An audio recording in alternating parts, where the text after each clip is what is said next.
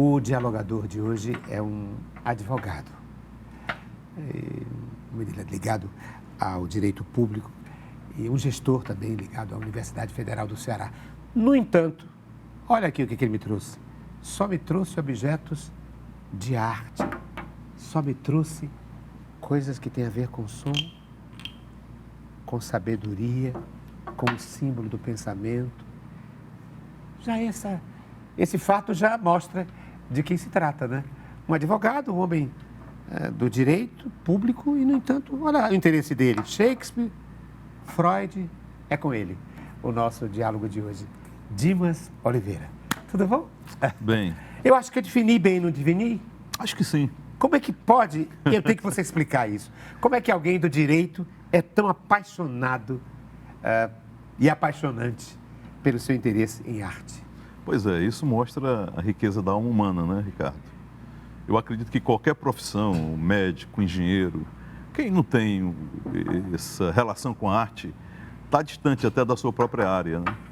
Porque quem não se relaciona com o imponderável, com a beleza, não constrói nada de significativo.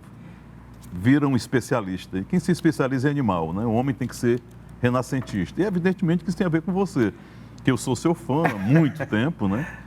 Eu já viajei para muitos locais e todas as vezes que eu lembro e falo de teatro, já o Ricardo. Ricardo é a figura. E veja, você falou que os animais é que se especializam. Ele já nasce especializado. Já nasce especializado. Essa capacidade de pluralidade e de pluralismo de ideias é própria da experiência humana, né? Isso. Porque um gato já nasce com todas as ferramentas de ser gato. Isso. E não há nenhuma surpresa. Um gato não pode se transformar numa andorinha. Justamente. Perfeito, Ricardo. Mas o homem não, o ser humano, isso. Ele é feito por esse imponderável. Né? E outra, a arte está em todos os lugares, Dimas. A gente pensa que a arte está só num gueto dos artistas. Essa mesa é arte, esse copo é arte, a estrutura desses óculos, o design desses óculos. Enfim, o homem é um ser estético. Ser estético. Nem as tumbas dos reis egípcios conseguiram se subtrair ao impulso da arte, se transformaram em obras de arte para a humanidade. E eram túmulos. E o senso comum acha que a arte é só o campo dos artistas. Uma pessoa não percebe, por exemplo, que quando está saindo de casa, escolhendo os óculos que vai colocar no rosto, o relógio, a roupa, enfim, ela está criando um sintagma estético. Isso. É porque é muito difícil submeter o artista, Ricardo. Nenhuma lei, nenhuma ordem é capaz de submeter o artista na sua arte, na sua beleza, né? O artista, na realidade, ele materializa nele toda a potência social. Né? Quer dizer, toda a potência social se descortina através do artista. E quanto melhor o artista, mais essa potência se revela. E isso é muito perigoso, porque para que eu possa ser apenas uma peça qualquer, como um animal especializado, a arte tem que estar longe de mim. E as pessoas se preocupam com isso. Né? Daí o preconceito com o artista. O preconceito com o artista não é o preconceito com a arte em si, mas o preconceito com o que a arte é capaz de revelar, a potência dela. Né? E eu preciso revelar para a gente conhecer mais ainda o Dimas Oliveira, de que não é só uma questão de postura da sua fala, na sua palavra. A vida dele é atravessada também pela arte. Ele é diretor, ele é diretor de projetos do CETRED, né, que é o Centro de Treinamento e Desenvolvimento da Universidade Federal do Ceará, e você faz parte de um grande projeto, até de nível internacional, que tem a ver com arte, tudo a ver, que é o Instituto Design, né? Isso. Lá em Milão. Em Milão, que é como se chamou, o Laboratório do Prazer. Depois da pandemia estão mudando para Laboratório Tropical, para ter uma pegada mais abrasileirada. E o que faz o Instituto de Design? Que acho que a sua resposta apresenta o seu pensamento de juntar aí, digamos, a gestão cultural com a produção mesmo Isso. cultural. Diversos artistas da Armani, da Boss, da Gucci, jovens de todo mundo que trabalham nas suas diversas atividades, tinham um desejo muito grande de socializar mais esse conhecimento. Por que a beleza ela não pode transcender os espaços de apenas uma meia dúzia que pode comprar? Né? Porque o monopólio dos produtos e dos materiais. Então a ideia era criar o quê? Que a beleza quebrasse todas as barreiras. E se pensou no filtro de barro porque ninguém controla o barro. Ah, você tem um projeto de filtro de O barro? filtro de barro brasileiro foi relançado em Milão. É porque, depois eu te mostro a foto, porque a indústria do plástico tentou estigmatizar o filtro brasileiro, que é a melhor água do mundo, segundo o próprio MIT. A melhor água do mundo é a água do filtro de barro. Aquela laminha da vela, nem a melhor nanotecnologia do MIT ou de Stanford foram capazes de replicar. Ela não deixa passar nada. Estigmatizaram como coisa de gente pobre, liquidando a mais poderosa e mais limpa água do mundo em prol da indústria do plástico, da indústria das águas minerais engarrafadas. E nós resolvemos lançar o filtro de barro com uma nova estética, que é praticamente cônico e, consequentemente, quebrando essa barreira da estigmatização. Ele é lindíssimo. Ele pode estar numa favela, no Palácio de Buckingham, em qualquer canto. E foi feito por gente, foi uma criação do Ricardo Antônio, que trabalhou com o Niemeyer, é um dos brasileiros do grupo, que ele trabalha para uma empresa do mundo de cadeiras italiana, que é a Frau. Ele foi premiado na revista Interne criando a cadeira Niemeyer, uma cadeira lindíssima. Então, juntaram-se esse grupo, criaram o instituto para poder socializar a beleza. E vocês criam, então, objetos e industrializam isso em função... Objetos icônicos. Estamos trabalhando essas questões. Eles querem, por exemplo, trazer a melhor empresa de tecidos do mundo, que é a Missoni, que é a empresa italiana, dos mais belos tecidos, e adaptar esses tecidos nas redes cearenses. Por que não? Vamos começar a problematizar? Vamos embora? No diálogo? Olha aqui, ele me trouxe Freud. E aí me ocorreu perguntar, como é que, se Freud explica, como é que um homem com tanta vocação e com tanta competência para o mundo das artes, não foi fazer, por exemplo, na graduação dele, artes ou da arquitetura. Não, ele foi para o direito. Como é que Freud explicaria, hein? Esse desvio e, ao mesmo tempo, esse reencontro, esse entroncamento entre arte e direito. É isso aí, Ricardo. Estou colocando você do divã agora. É isso aí, Ricardo. É o seguinte, meu desejo sempre foi arquitetura, por isso eu fiz Escola Técnica Federal. Você fez edificações? Fiz edificações. Lá no IFCE hoje? Na IFCE hoje. Naquela época seria o seria Cefet. Seria o Cefet. Nunca entendi porque é que mudaram o nome. Sempre falei mudaram várias vezes. Pois é. O nome Escola Técnica já era um nome tão forte. Mas é anterior. Havia um nome anterior, que era Escola de Aprendizes Artífices. Antes de mim. É no começo do século XX. Depois é que virou Escola Industrial, depois Escola Técnica, depois Cefet, depois IFCE. E eu passei, inclusive, no teste vocacional, a prova na época foi feita pelo Nilson Braga, mas eu descobri no curso que tinha um problema. Eu já trabalhava, né, para sustentar os meus velhos, filho único de homem e de mulher, e descobri que a arquitetura era só para quem não precisava trabalhar, porque era de manhã e de tarde.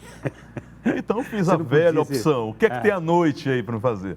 E como eu gostava de movimento estudantil, eu fui vice-presidente da UNE, fui do Diretório Central dos Estudantes do DC na época, depois do UFC, e era no Grêmio, aí disseram assim, o negócio vai para o direito, que tu gosta de falar, e quem gosta de falar é no direito. Eu não gosto do direito, mas resolvi fazer a faculdade de Direito. E quando fiz a faculdade de Direito, realmente retomei as atividades políticas, né? Sim. Me tornei presidente de Direito, depois presidente do Diretório Central dos Estudantes. Político. Depois fui para a vice-presidência da UNE, fui para São Paulo, esses cantos todos. Mas o direito é por aí. Mas eu continuei ligado à arquitetura. Calatrava, Franguera, adoro arquitetura, adoro arte. E no Cefet também tinha uma ligação com arte. Você trabalhava com música. Tinha porque... Coral. Coral. Porque lá existe uma grande figura, que era Maria Angélica Rodrigues Heller, né? Foi aluna de Kohreuter, pianista do conservatório. E tinha um coral da Escola Técnica e um dos que estava lá era Paulo Abel, o grande Paulo Abel, né? Que era praticamente o único castrate, assim, não era castrate, mas tinha voz de castrate, né? Fez Ligações Perigosas. O cinema, o filme. Era um homem internacional.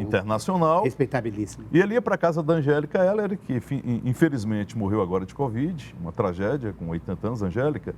Então, eu tinha contato com o coral, com a música, com o pessoal que também gostava muito de bossa nova, que eles, além de fazerem parte do coral, cantavam nos bares. Isso me salvou, porque eu gostava muito da razão, das discussões políticas. Os meninos diziam, cala a boca e vamos cantar a bossa nova que você vai entender as coisas melhor. Foi a mesma época que eu fui fazer pintura na Casa de Arte Raimundo Sela. Olha aí, Fui então estudar pintura. música, arquitetura, Tudo tinha a ver objetos comigo. de arte, tudo a ver com você. Menos direito, a não ser a Menos fala. direito. E como é que discussão. Freud explica e por que você me trouxe a imagem de Freud de braços aqui, falando como se estivesse numa comunicação conosco? Porque eu acho, Ricardo, que a arte me salvou do ponto de vista da música, do amor pela arquitetura, da pintura. E acho que a juventude brasileira, os políticos ainda não entenderam isso, até porque a maioria não tem a dimensão disto, que, como Freud dizia, até 8 anos de idade você forma a base da personalidade de um jovem. Então, teatro, a arte, né, até esta idade, a dimensão da beleza é algo que é uma conquista civilizatória e é imprescindível nas políticas públicas esse olhar nesse mais vigoroso momento da existência de um jovem, que é quando ele inicia a vida, ele ter o olhar da arte. Se ele tiver isso, ele está salvo.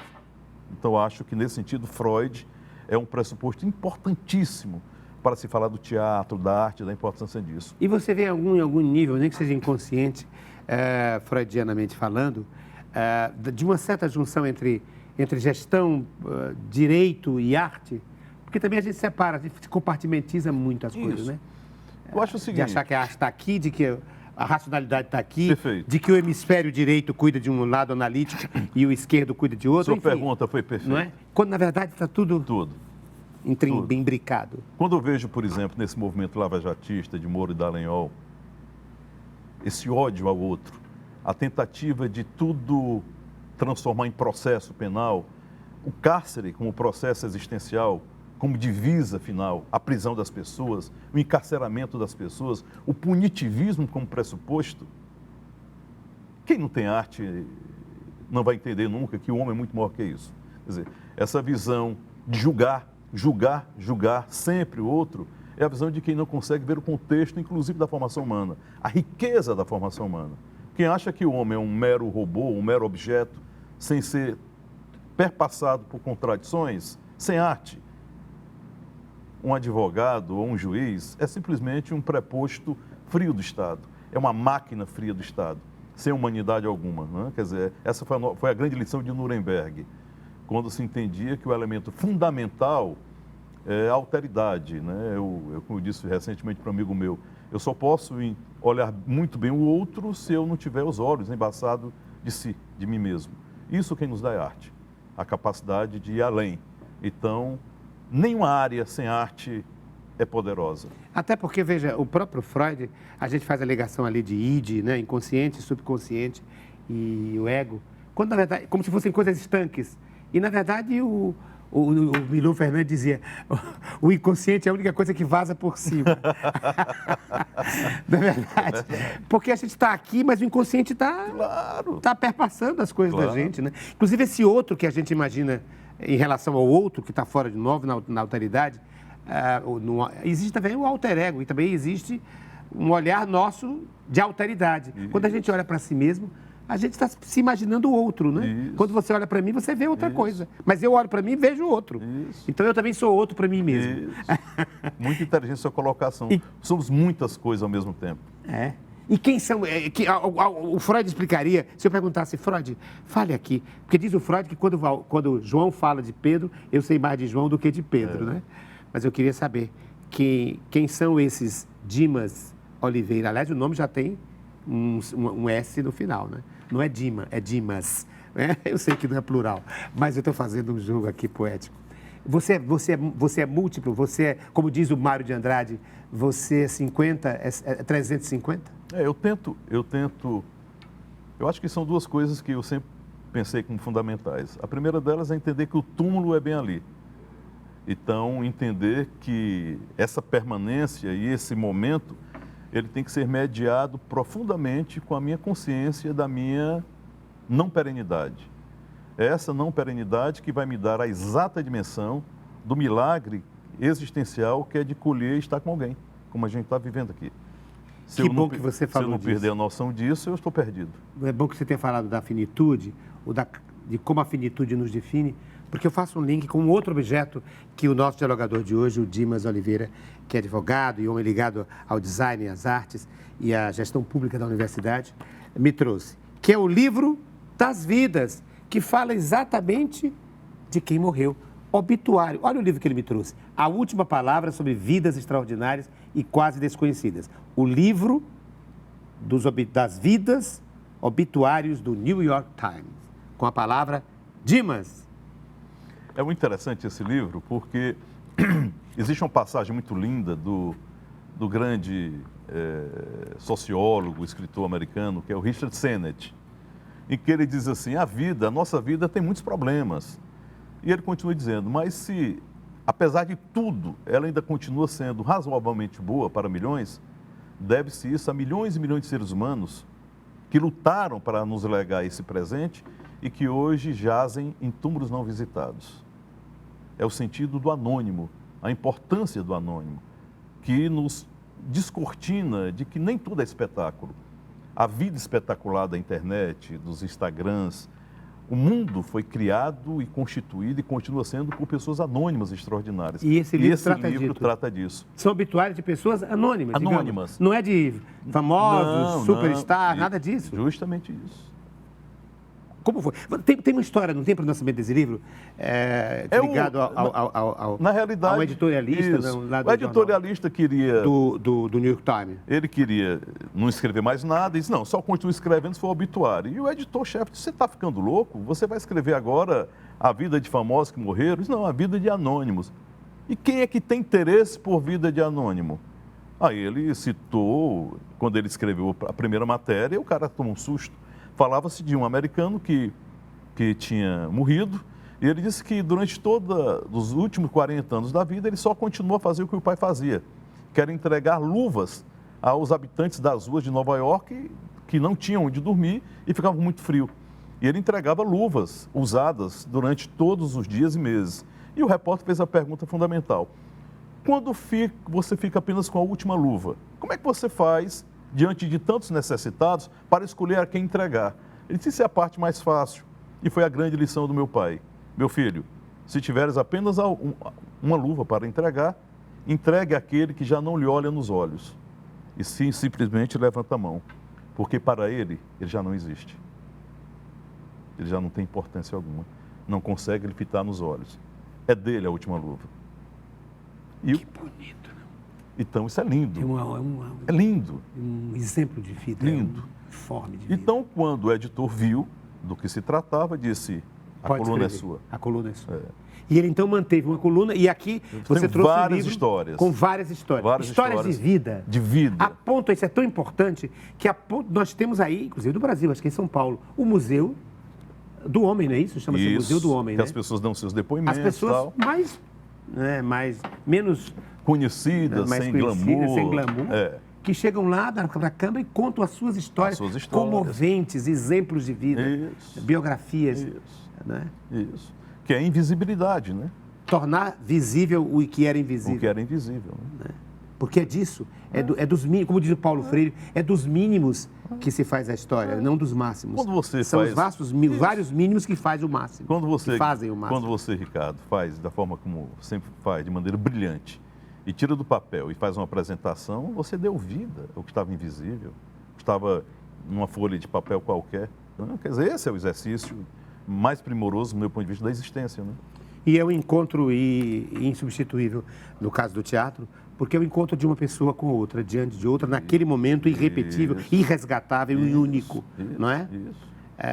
Em outras artes há uma separação entre o artista e a obra. Isso. Mas no teatro não, há uma imbricação, né? Perfeito, exatamente cada artista mesmo. E a cada dia uma peça diferente, porque o teatro é uma arte assim. Mas olha, é uma arte assim que, ao invés de estar sendo feita, enquanto está sendo feita, ela está sendo desfeita. Quando a peça acaba, ela não foi feita, ela foi desfeita. Né? Porque ela foi se acabando, ela foi feita de mortes. E tornou-se memória. E amanhã será outra, porque depende da experiência do encontro interhumano. Perfeito. Já que estamos falando de teatro, coloco então, claro, óbvia, a ligação e a conexão com outro objeto que o nosso dialogador de hoje me trouxe, porque os objetos é que vão pautando, tematizando, ensejando os temas que vão povoando aqui, pontilhando aqui no nosso encontro. E ele me trouxe quem? Shakespeare. Isso. Por quê? Quem vai falar? O Dimas. Isso é muito engraçado, que eu já estava na questão dessa militância estudantil pelo Brasil afora, na década de 80, e eu conheci um professor, que foi uma grande figura para mim, quase um guru, doutor em Economia e Filosofia pela Universidade de Moscou, Geraldo Afonso Sampaio, um goiano. Eu tinha conversado muito com o Prestes, saí da casa do Prestes, uma reunião que tivemos, estava o Prestes, Otaviani, esse negócio todo. Luiz Carlos Prestes. Luiz Carlos Prestes.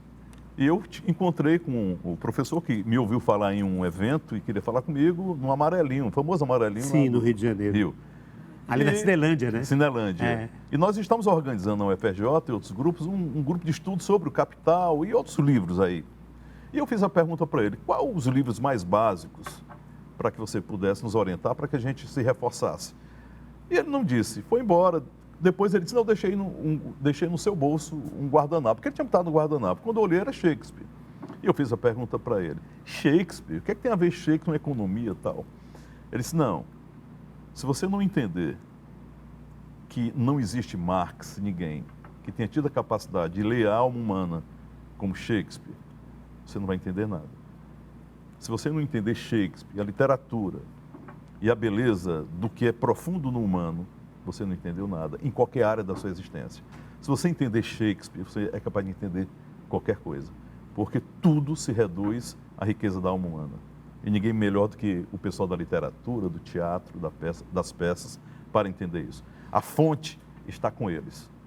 Eu acho que você então fazendo uma ponte entre essas fontes e com você, na obra do Shakespeare, acho que quem poderia resumir, dar um indício assim dessa dualidade, dessa pluralidade que habita você, Dimas Oliveira, seria a peça Hamlet, porque instaura um racionalismo e uma certa razão, a primazia da razão e não das emoções, não é? Eu acho que sim. As duas coisas imbricadas. O Hamlet é um personagem emblemático nesse sentido. Ele está entre a ideia da vingança do pai, etc., da tradição e ao mesmo tempo da racionalidade, da objetividade. Perfeito. Eu queria que você falasse sobre isso. Acho que, se você acha que tem sentido essa associação que fiz. Eu acho que tem inteiro sentido, porque é esse equilíbrio que se procura, não é? Quer dizer, esse equilíbrio entre a racionalidade, a fuga dessa racionalidade,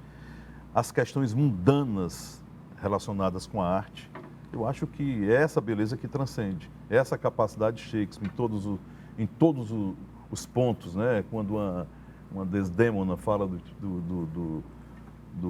dos grandes personagens, e fundamentalmente do personagem dela, em que o Mouro, em que o pai diz, o que é que você vê nesse homem de pele tão escura? E ela diz, eu não vejo a pele, e quando eu olho para Otelo, eu vejo a sua alma. Quer dizer, essas coisas que só o Shakespeare é capaz de atingir de maneira mais profunda. Você está falando da Desdémona, né? Do Otelo? Do Otelo. E aí me lembrei desse personagem também, que tão grande quanto o Hamlet, que é o Iago, né? Iago que é da peça Otelo, né? Existem Iagos em todas as esquinas, né? Que personagem possante. Né? Possante. Que envolve que personagem o Otelo, que envolve pelo desejo, pela inveja, pelo poder. Realmente, ele é tão grande, o nosso Shakespeare, que as pessoas, os historiadores, num determinado momento... Será que existe? Será que ele existiu? Quantos, né? Que ele teria sido outros, né? Na verdade, era um ator, era um empresário, não é? É um homem de teatro. Extraordinário. Extraordinário. Por isso que eu sou encantado com o teatro. Que coisa, como é que pode? Porque é extraordinário você ter capacidade de descrever a alma humana em todas as suas facetas e de maneira radical, quer dizer, isso é extraordinário. Porque se eu conheço a grandeza das nossas potências, eu consigo tocar no devir. Né? É como perguntaram ao Mandela, o que é que ele mais temia nele? Né? Se era a sua escuridão, ele disse, não, eu não tenho uma escuridão. O que eu temo em mim é a minha luz. O que nós temos que temer é a nossa potência. Né? Quer dizer, então, um sentido mais figurado sobre temor. Então, quando você vê o teatro, você vê figuras como Iago, você vê esses personagens, então você vê toda a nossa potência humana se realizando. É uma coisa brutal, extraordinária. Shakespeare. O nosso Shakespeare. E aí lembro também Molière. Você não trouxe a Molière, mas a mulher é tão, né, tão... Noutra pegada, mas que grande autor também, não? Grande No autor. caso dos vícios, do ridículo do ser humano, né? Podemos pegar aí como símbolo o nosso bourgeois gentilhomme, o burguês fidalgo, né? Aquele burguês que quer ser um fidalgo e que fica só na superficialidade, né? E torna-se patético e ridículo. Mas olha, além de Shakespeare, ele me trouxe Freud e me trouxe... vamos começar por aqui? Vamos, sim. Trouxe o livro, claro, dos obituários e trouxe o símbolo da nossa antiga TVC, que era a TVE, a televisão educativa, que é a coruja. Sabedoria, né? Sabedoria. A tua arte, que é de ensinar também. Sim, é. Ela é o símbolo da filosofia também, não é? Filosofia. E é engraçado, Dimas, porque no começo, podemos discutir isso no próximo segmento do programa Diálogo, o símbolo da sabedoria e tal era a serpente, não é? Da ciência. Ciência. E depois se modificou. Por que mudou de... Não é? Como é que a gente chama? O bestiário, né? Por que no conjunto dos animais as simbologias vão mudando? Podia ser esse um bom tema para o próximo segmento do programa Diálogo com Dimas Oliveira.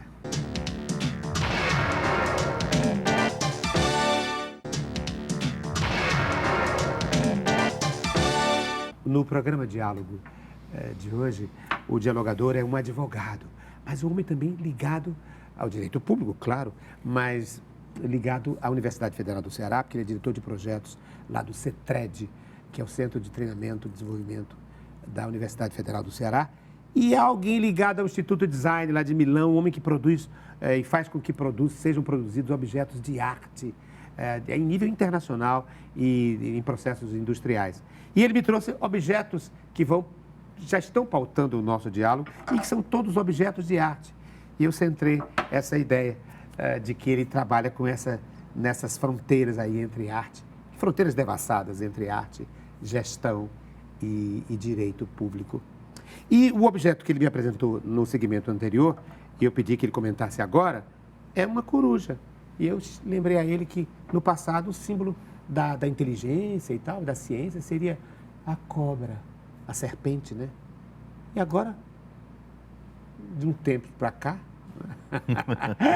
não da contemporaneidade, mas algo mítico, é a coruja. Por quê, hein? Por que será? E por que se trouxe a coruja? Para lembrar isso? Para lembrar a sabedoria, a filosofia? Isso. O pensamento? Eu acho que existe uma obsessão ocidental muito forte pela razão. Tudo é razão. E isso é uma bobagem, é uma obsessão muito nossa. Então, a sabedoria, quer dizer, a arte de ensinar, a filosofia, elas estão muito além disso. A intuição, né? A intuição. Não é? Quer que dizer, aparentemente é inexplicável. A nossa ancestralidade. Hoje as coisas ficam mais claras. Você tem a moderna teoria das cordas, que é uma coisa já intuída desde Einstein, que significa dizer que tudo está interligado, né? Tudo no universo se interliga. Hoje é impossível discutir nanotecnologia, discutir ciência e física sem a compreensão dessas questões que são extremamente complexas, que tudo está interligado. A minha fala e a sua poderá automaticamente estar impactando em N universos, nos universos paralelos. Isso tem a ver com a nossa capacidade de fluir, de sair dessa visão meramente, como é que eu diria, mais empirista, mais racional. É a intuição, a beleza, né? E aí tem a ver com um contraditório, digamos, uma polaridade com outra figura que ele me trouxe, que é o nosso Freud. Você falando disso, a gente falando disso, estou me lembrando de Jung. Claro. Não é? Que foi discípulo de Freud, mas que houve um rompimento exatamente porque o Freud se concentrou no inconsciente pessoal e o Jung no inconsciente mais no coletivo. No coletivo, com as religiosidades, com as temporalidades, com as sincronicidades. Isso. Não é? Isso. E com essa nossa ideia de mitificação, de aprender com os mitos e de atribuir aos animais sentido. Tudo o homem humaniza, né? O homem só compreende as coisas se humanizá-las. Que coisa, isso. não? Isso. Quer dizer, o que ele fez com a coruja? Humanizou a coruja. Isso. Achou que ela estava pensando. A coruja não está pensando nada, não tá com o olho aberto porque está pensando nada. Isso. Isso. Porque não está em contato com o interior dela, não. Ela está com o olho aberto, porque ela é assim. É exatamente, você foi ao ponto. A gente humaniza tudo. O homem é Isso. tão limitado que só consegue Isso. compreender a si mesmo. É o espelho, o espelho, É o espelho, o espelho. é. Fora disso, tudo torna-se incompreensível. Ele precisa humanizar para poder entender. Isso. Quer dizer, as razões do universo deixam de ser razões se não são as suas. Né? Quer dizer, isso é uma tragédia. Como é que o Caetano diz? O Narciso acha feio O que não não é é espelho. A gente sempre confunde narciso com narcisismo. Narciso todos nós Temos devemos um pouco, ser. claro, Temos que ser. claro. Não é? O Senão você se dissolve, né? Ser um ser narcísico Claro, é natural. claro. Agora, o narcísico no sentido de ser eu, de ser Isso. indivisível, a palavra indivíduo é Isso. aquele que faz um Isso. esforço enorme para se dividir, não é? Isso. Porque ele é indivisível. Eu sou eu, na minha inteireza total. E tento, pela comunicação, me chegar ao outro. Isso. Mas quando chego ao outro, Isso. já sou outro. Claro, claro. Né? Mas o narcisista, aí é outra coisa. Outra coisa. É esse que só consegue... Ele, Só na consegue. realidade, só pode completar-se dissolvendo o outro. Quando a gente dissolvendo inverso. o outro. Claro, quando a gente inverso. Eu só me completo se eu absorver o outro. Eu só posso absorver o outro vendo a beleza do outro.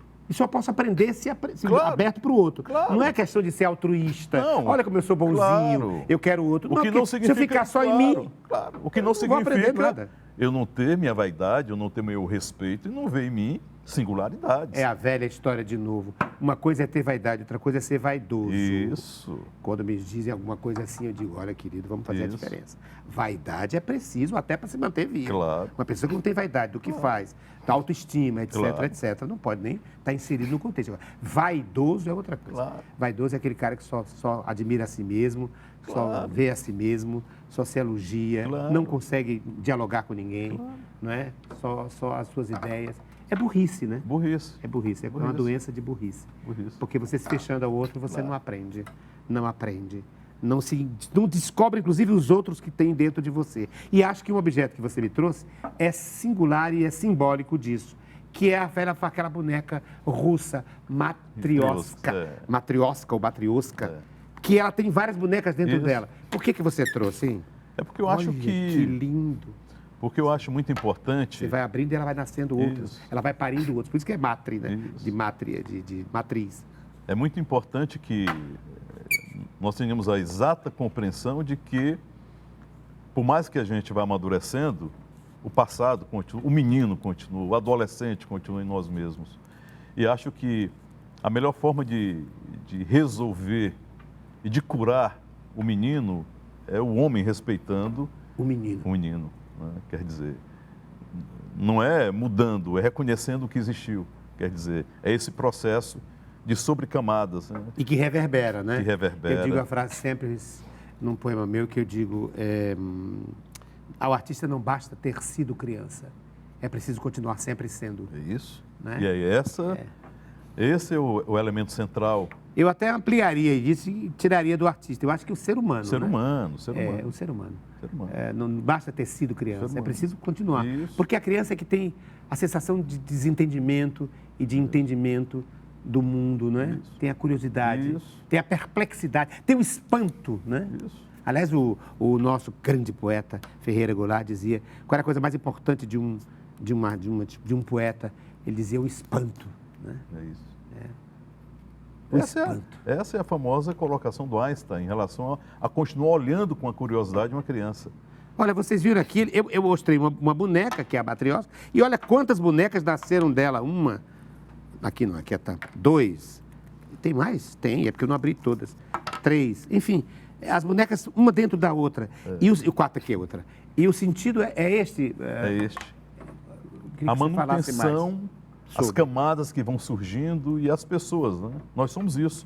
Nós somos um amontoado de camadas. Se eu fosse abrindo aí, dentro de você, Várias sairíamos camadas. outros ímãs. Isso. E o equilíbrio entre essas fases é fundamental. A compreensão, quer dizer, é como se compreendêssemos profundamente os nossos processos. O enriquecimento tem que estar fundamentalmente aí, na compreensão de que essas camadas existem e que nós temos que encontrar paz entre esses momentos. Um equilíbrio e não ruptura entre esses momentos. É compreender o contínuo, o processo, a profunda relação entre o passado e o futuro e o presente, né? Tá vendo? Consegui. Várias bonecas dentro É dela. isso aí. Chama-se matrioska. Matrioscas. É uma invenção russa, não é? Russa. É de uma tradição russa, Russa. né? Qual o sentido disso? E teria outras camadas?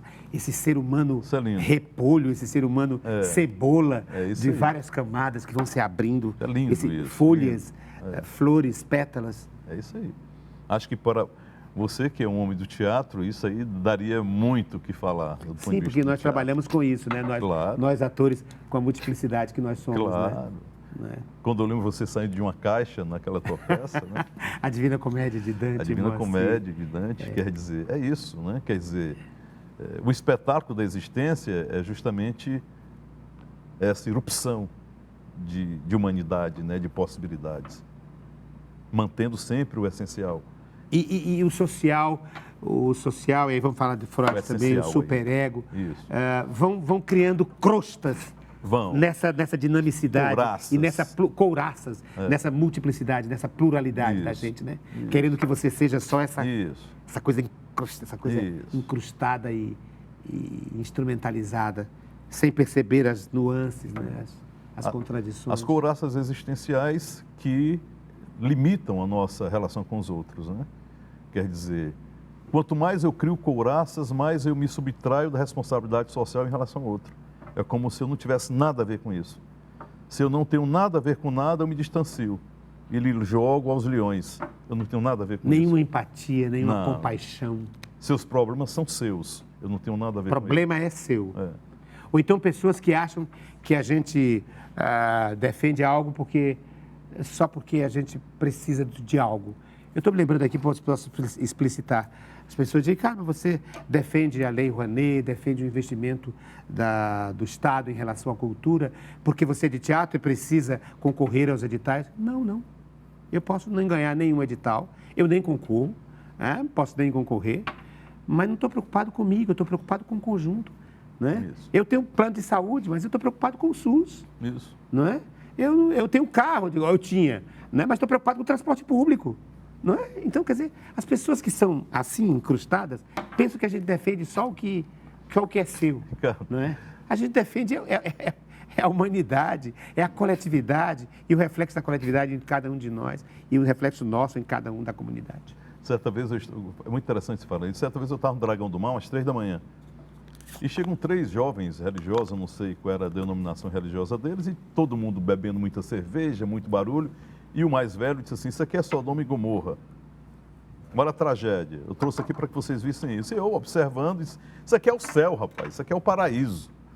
E ele imediatamente se empolgou e foi me confrontar de maneira elegante também, e disse assim, você se preocupa com a sua salvação ou não?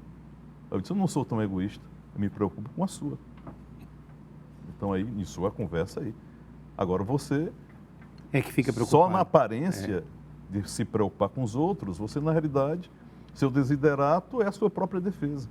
Quer dizer, a minha defesa é a defesa dos outros. Porque a minha individualidade só se complementa unindo-se aos outros. Eu não sou só, né? Por isso que o velho Marx dizia, o homem só se isola em sociedade. Até o conceito de isolamento, ele disse, o homem só se isola em sociedade. Quer dizer, para que eu possa me sentir isolado, eu criei um milagre anterior, que é a sociedade humana. Até o próprio conceito de isolamento é secundário diante da coisa maior. O nosso dialogador, vocês estão vendo esse brilhante Dimas Oliveira, com quem a gente tem que conversar pelo menos 2 ou 3 vezes por semana, sobre qualquer assunto, né? Porque ele é tão lindo. E ele me trouxe mais 2 objetos ainda antes do objeto surpresa. E este aqui eu ainda não consegui decifrar, fazer uma ligação, uma sintonia, uma conexão. Ele me trouxe um sapinho, você tira daqui o sapinho, um bastão e... Mais forte. De baixo para cima, velho. Ah! Ele imita o sapo, o coaxá do sapo. Da Amazônia. Do Da sapo Amazônia? da Amazônia. É.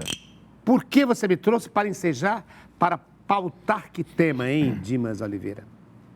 Porque eu acho que tudo que você falou está ligado à questão da ancestralidade, à questão da profundeza do meio ambiente, da natureza. Quer dizer, essa natureza que...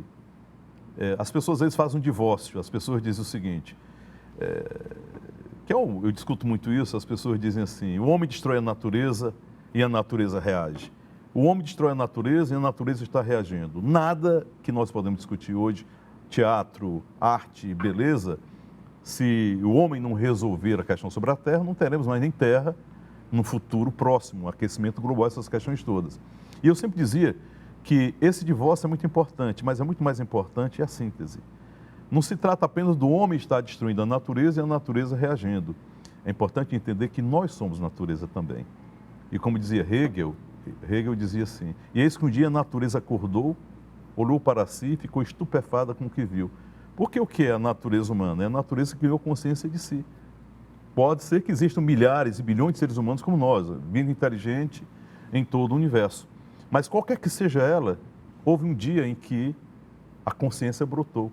É a natureza olhando para si.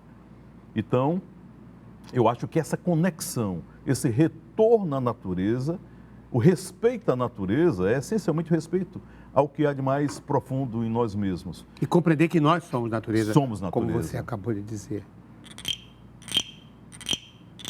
E isso simboliza, o sapo simboliza isto? É uma criação dos povos, dos indígenas, dos índios. Quer dizer, o que é isto aí? É a violência humana sobre a natureza, submetendo e transformando uma árvore, um ser inanimado, em algo que tenha um significado maior. Cultura. Cultura. Não é? Quer dizer, é a transformação. Da mesma forma que nós arrancamos o algodão das plantas e cobrimos nossas vergonhas. Quer dizer, humanizar a natureza é essencialmente esse tipo de coisa que está sendo feita. Né? Quer dizer, então isso eu acho extraordinário. Fazer o duplo da natureza também, né? Aqui tem o duplo da natureza. O duplo da natureza. A primeira natureza e a natureza humana. E a natureza humana. A natureza que está lá e a natureza cultura. Isso. Não é a natureza que é cultura. Isso. Porque também a cultura é natureza. Isso. Se brotou do natural nosso humano é porque ela é. O que você faz, Ricardo, é essencialmente isso. Quer dizer, a sua arte, por exemplo, é talvez a mais acabada das expressões da natureza humanizada. Alguém que recolhe materiais, plástico ou um pedaço de madeira, e se fantasia e tem a cultura rupestre das tintas, que depois vem a Revolução Industrial e você pega tintas mais modernas e coloca sobre o rosto para se transfigurar. Isso é essencialmente essa unidade extraordinária. É o submetimento de todas essas conquistas sociais históricas, do vestimento, da roupa, do óculos, do cenário, e dando um sentido eminentemente humano. E uma arte que se industrializou nesse sentido da representação está aqui representada pelo objeto, por mais um objeto, o último, antes do objeto surpresa, que o Dimas Oliveira me trouxe. Que é este livrinho aqui, que chama-se Magia, que está, eu acho, não tenho certeza, no nascimento do cinema, Isso. não é? Se não me engano, chamava-se animatógrafo? Não, o animatógrafo é o primeiro aparelho, mas a partir daqui se fazia. Aqui no Ceará, por exemplo, no começo do século XX, havia na Praça do Ferreira um cinema só para mostrar essas imagens aqui, que são imagens paradas, mas que pelo ritmo da passagem de uma folha para outra, dá uma ideia de movimento. Fala mais sobre isso. Por que você trouxe? Para que você trouxe? Eu achei interessante isso aí para dizer que, também de uma maneira muito objetiva, a simplicidade muitas vezes pode resolver coisas complexas. Quer dizer, uma criança vendo isso aí, um adolescente, quem quer que seja, ele tem uma dimensão do que está por trás de toda a ciência, de toda a tecnologia. Hollywood está aí. Quer dizer, começou a partir daí, o movimento, o controle sobre o movimento, sobre os quadros, não é? A fantasia de poder voltar, a câmera lenta, o retrocesso no tempo. Porque se eu coloco um filme de trás para frente, eu tenho o tempo retrocedendo. Aí eu chego até na arte, na ciência, Einstein, já que o tempo é relativo. Eu posso voltar ao passado do ponto de vista científico, sim. Então, aí essencialmente o quê? Um livrinho que tem a ver com o movimento e a simplicidade explicativa do que é o cinema. E se chama Magia. E você trouxe para pautar Porque eu acho que É necessário que a juventude, que as crianças tenham acesso à arte, ao teatro, à música. E eu acho que existem diversos meios de se fazer isso. Eu acho que se você consegue levar a arte, teatro para a juventude, você salva muita gente. E as pessoas pensam, sempre guetizando as coisas, que arte é para quem quer fazer teatro, música é para quem quer ser músico. É uma visão tão, tão compartimentada, tão É o compartimentalismo pequena, da sociedade mercantil. tão instrumental, né? É o compartimento da Como se a música pertencesse aos músicos. Isso. A música é nós nascemos, é o nosso instrumento musical. Você nasceu para natural. vender leite, você nasceu para ser advogado, você nasceu para ser médico. Não, você nasceu para ser gente, né? Claro. Até na medicina tudo é compartimentalizado. O cara que tem de olho, de boca, de cabeça, não junta mais, não fecha mais. E não era assim, né? Não. Não era assim. Nós somos renascentistas, o homem é o todo. Nós temos que ser cada vez mais amplos. É aquela ideia linda do Leonardo da Vinci, né? Aquele homem múltiplo, não sei como é o nomezinho, mas é lindo ele, aquele homem totalizado. Né? Que coisa linda. Isso é isso. Que grande. Leonardo da Vinci, estava lendo recentemente sobre ele, como escrevia, e estava me lembrando tudo dele. Foram descobertos agora a espécie de diário dele, ou de mais do que isso, de caderno de notas dele. Anotava tudo, mas é absolutamente tudo. Centenas e centenas e centenas e centenas e milhares de anotações. E aí me lembrei do seguinte, tinha também um neurolinguista que diz o seguinte, que se você estuda e apenas marca no livro alguma coisa que você quer, você está marcando, não está marcando no seu inconsciente, não está marcando na sua, não está gravando. Só vale se você escrever. Essa é uma ação sua, não é? Por isso... E se você digitar, você está indo para a memória do computador e não da sua. Isso. Mas ao escrever, é um exercício de conexão entre cérebro e a ação física de escrever. Por isso o grande judeu George Steiner, ele dizia da importância de se também falar. De ler falando, porque você se escuta. É verdade. E o Steiner, em um dos seus livros extraordinários, ele inicia o livro com uma foto. Um homem sentado no século XVII ou XVIII, uma pintura, na sua bela sala de jantar, totalmente pronto, com bengala ao lado, na sua cadeira e um livro nas mãos. Porque para entrar no livro, significa para entrar num presente que o outro lhe abriu, através do que escreveu, é como se entrasse numa casa alheia. Você teria que estar a caráter. Daí a importância da literatura. Até para você ingressar em outros mundos, e outras você vidas, tem que estar a caráter. Vidas. E bonito você falar, eu ter falado aqui da escrita, para como estudar, né? Tem que escrever aquilo que está aprendendo. Para se aprender, tem que escrever. Não só riscar e digitar, mas você lembrou a ideia de falar.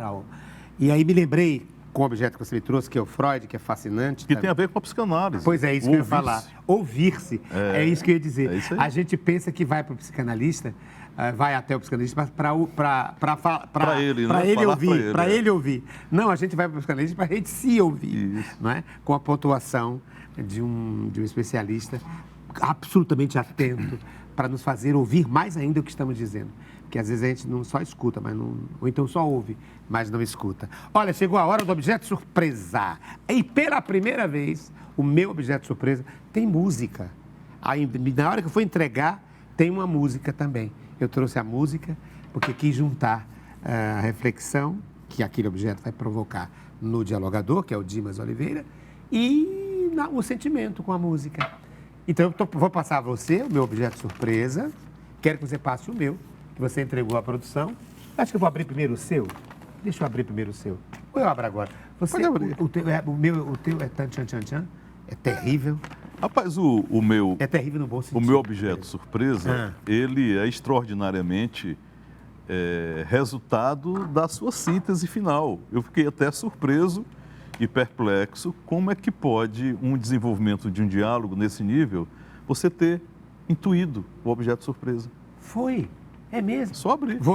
Vou abrir, então, o objeto surpresa que o Dimas Oliveira, advogado, homem do Instituto Design lá de Milão, homem que junta arte, indústria e dialogicidade em tudo isso, com o direito. Olha, eu citei. Como é o nome? O homem vitruviano, que é de Vitrúvio, que Vitrúvio era o arquiteto romano. Eu citei nessa totalidade essa imagem que é do Leonardo da Vinci. Leonardo, é um desenho que ele faz.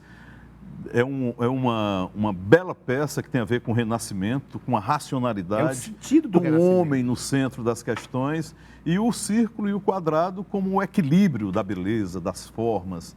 Não é? Quer dizer, a beleza como sendo um elemento fundamental, fundante da existência humana, né? A beleza das formas e tal.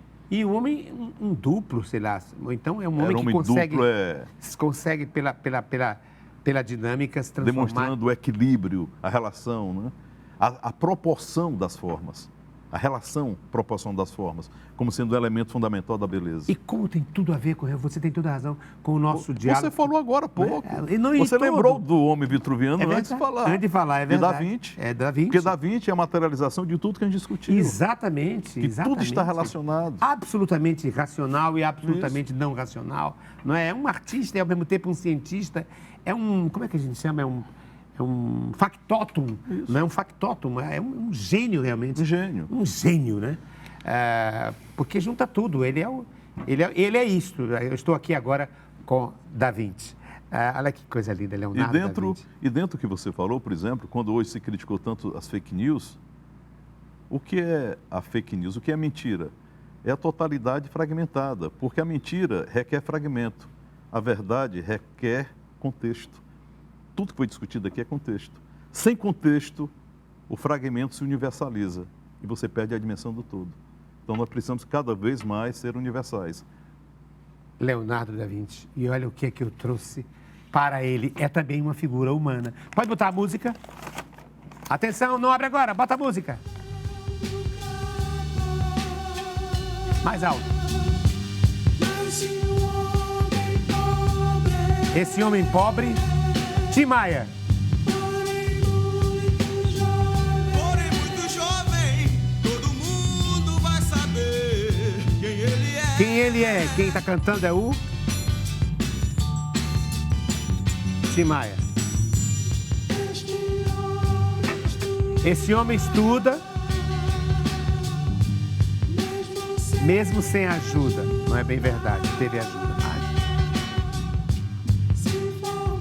se formou primeiro. E no Juazeiro, E no Juazeiro, todo mundo respeitou o Padre Cícero. Padre Cícero. Padre Cícero. Padre Cícero. Será que você se lembra do que eu estou trazendo? Que a gente conversou tanto sobre. E você tem uma dimensão tão bonita do Padre Cícero. Eu digo, vou levar o Padre Cícero para ele falar daquilo que ele me disse. E trouxe então a música. Bota aí. Padre Cícero. Daí então tudo mudou. Que figura extraordinária. De reverendo a luta. De reverendo a lutador. Desperta ódio e amor. Passaram anos pra saber se era bom ou mal, mas ninguém. Era bom ou mal, mas ninguém. Até hoje afirmou. Mas até hoje afirmou.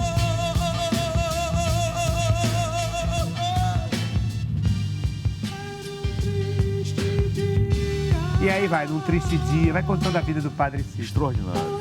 E eu queria que você falasse sobre ele, porque é surpreendente o que você faz, a análise que você fez, a mim particularmente, e eu queria que você fizesse publicamente.